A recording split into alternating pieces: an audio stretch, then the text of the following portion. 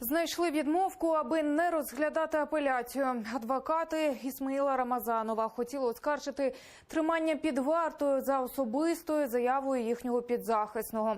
Однак на засіданні окупаційного Верховного суду Криму заявили, що скарга не підписана особисто Ісмаїлом Рамазановим.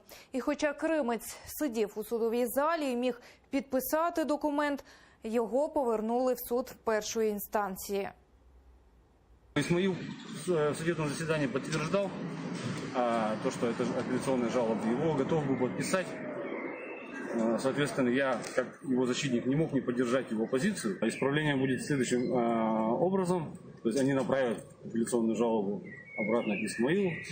Он, в свою очередь, направит им подписанную жалобу. Я надеюсь, что рассмотрение все-таки состоится.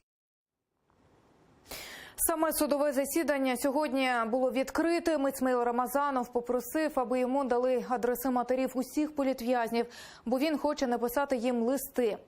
Також він розповів про нелюдські умови свого перебування в СІЗО. За його словами, у камері площею 12,5 метрів утримуються 5 людей на 4 ліжках. Над їхньою камерою утримуються хворі на туберкульоз, і звідти їм на голови капає вода. Адвокат Олексій Ладін повідомив, що планує звернутися до Європейського суду з прав людини з приводу умов утримання Рамазанова у СІЗО.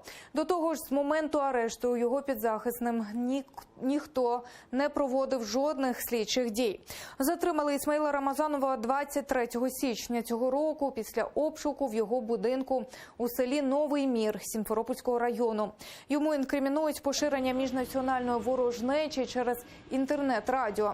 Нещодавно окупаційний Сімферопольський райсуд продовжив йому тримання під вартою до 16 липня.